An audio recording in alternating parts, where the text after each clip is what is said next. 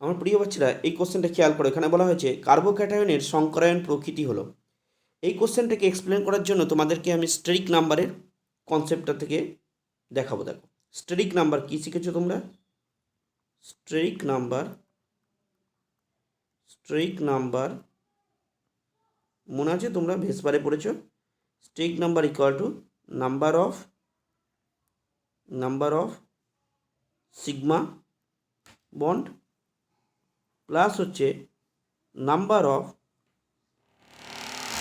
Of lone pair LP.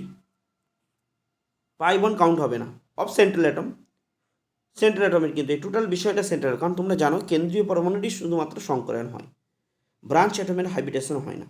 তাহলে number of sigma bond plus of number of lone pair. তো একটা কার্বোকেটন নিয়ে নাও, যেমন এটা একটা কার্বোকেটন ধরো, এখানে এইচ আছে, এখানে এইচ আছে, এখানে এইচ আছে, আর এখানে পজিটিভ চার্জ আছে কার্বনের উপর। তো এই কার্বোক্যাটায়নের স্টেরিক নাম্বার কত চেক করো। নাম্বার অফ সিগমা কটা আছে?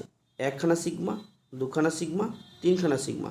তাহলে আমরা দেখতে পেলাম স্টেরিক নাম্বার হচ্ছে কার্বোক্যাটায়নের 3। আর দেখো সিগমা আছে, লোন পেয়ার তো থাকবে না, লোন পেয়ার 0, তাহলে 3 হয়। এবার তোমাদের জানা আছে হয়তো যে এসএন স্টেরিক নাম্বারকে সংখ্যা আমরা এসএন বলছি। এসএন এর মান মিনিমাম 2 হতে পারে।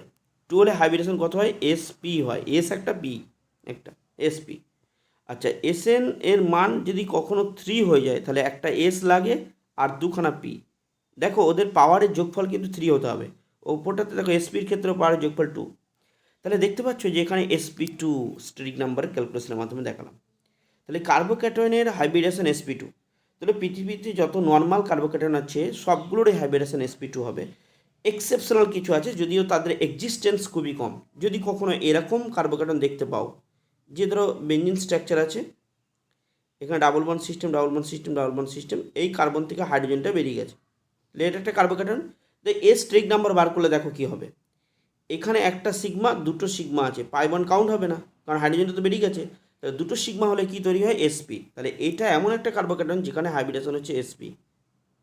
তাহলে ইন জেনারেল তোমাকে জিজ্ঞাসা করেছে, তাহলে ইন জেনারেল হাইব্রিডেশন কত বেরোলো আমাদের? sp2 বেরোলো। তাহলে সব থেকে যত স্টেবল কার্বোক্যাটায়ন আছে সবারই হাইব্রিডেশন sp2। তাহলে option B is correct. Hope the answer is clear to all of you. Thanks for watching.